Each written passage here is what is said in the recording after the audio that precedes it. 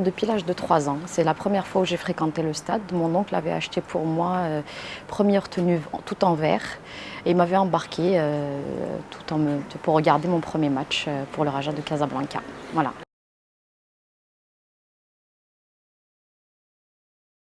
Celui de 3 ans, je ne me rappelle pas très bien. Par contre, mon premier vrai match dont je me souviens, je pense que je devais avoir 10 ans. 10 ans et j'avais eu la chance d'assister à ce match-là en étant dans ce qu'on appelle la fameuse Megana. Donc j'ai vraiment assisté à l'euphorie des supporters rajaouis et ça n'a fait que en fait, faire en sorte de m'accrocher encore plus à cette équipe et l'amour il a grandi ce jour-là, je pense.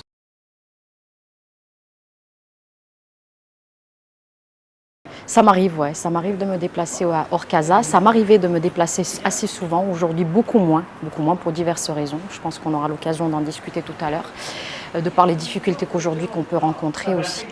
Mais oui, ça m'arrivait et ça m'arrive encore aujourd'hui de me déplacer de temps en temps pour regarder des matchs.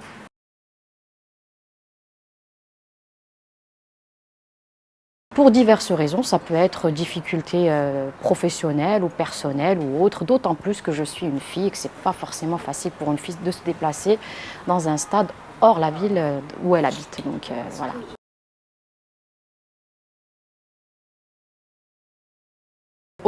Honnêtement, non. Je n'ai pas tapé ma victime, sincèrement, non. Beaucoup de personnes aujourd'hui peuvent avoir cette impression, cet a priori-là. Beaucoup de femmes aussi, c'est vraiment dommage. Moi, je les invite vraiment vivement à pouvoir assister à un match au moins une fois dans leur vie et se faire leur propre opinion par rapport à ce qui peut se passer dans un match. Il est vrai que j'incite pas les femmes aujourd'hui d'aller au niveau des grillages, comme on dit, mais plus au niveau des tribunes. Et je peux leur assurer qu'il n'y a personne qui va leur parler, ni les harceler, ni quoi que ce soit. Au contraire, je pense qu'on est bien traité par nos compatriotes et il serait temps qu'on le soit aussi par les responsables des clubs et les responsables de la fédération. Voilà.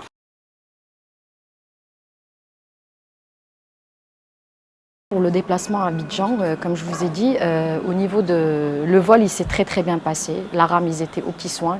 Comme j'ai dit, on a tendance à râler quand ça ne va pas. Il faut dire aussi les choses quand elles sont bien faites, même si c'est un devoir in fine de ce personnel, de cette compagnie aérienne. Mais honnêtement, ils étaient aux petits soins. On a senti que c'était limite un devoir patriotique de leur part.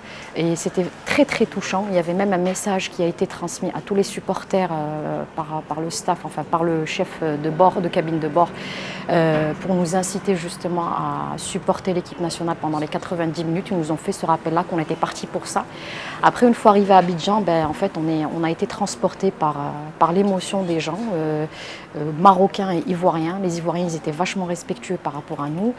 C'était de la taquinerie bon enfant. On avait tendance à se faire taquiner par eux.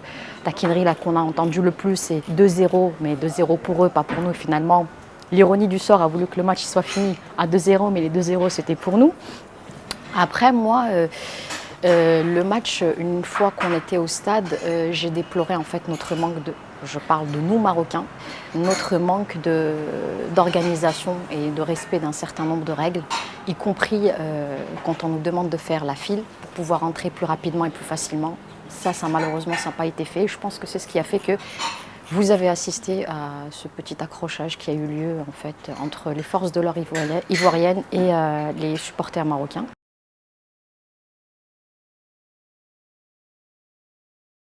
Le sifflet final, j'avais envie de pleurer, sauf que j'étais interpellée par un gentil journaliste qui a voulu, encore une fois, étant donné qu'il a vu une femme au stade, je pense qu'on n'était pas si nombreuses que ça, on devait être une centaine à tout casser encore une fois. J'ai retenu mes larmes jusqu'à la fin de la minute où j'ai donné en fait mon avis par rapport au score et par rapport aux résultats et la qualification de l'équipe nationale. Mais honnêtement, je peux vous dire qu'une fois qu'on a gagné, on enlace des personnes qu'on ne connaît pas, on embrasse des personnes qu'on ne connaît pas. Il n'y a plus ces a priori, on est tous pareils dans un stade, il n'y a plus d'appartenance sociale, on est tous pareils, on est tous marocains sous le même drapeau, rouge et vert. Et ça en soi, je pense que c'est assez exceptionnel à vivre. Et comme je dis, c'est le meilleur antidépresseur qui puisse exister au monde, c'est aller au foot. Donc j'insiste vraiment, les femmes devraient commencer à y aller de plus en plus. Il y a de la place pour nous aussi.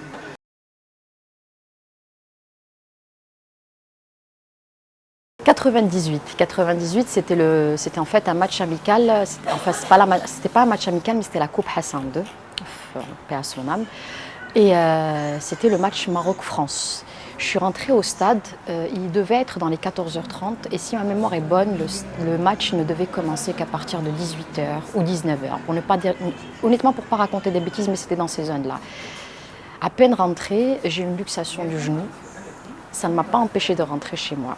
Au contraire, je suis restée jusqu'à la fin du match pour assister à ce match-là et on avait fait égalité avec la France. Et encore une fois, j'ai assisté à ce match-là, Flemagana.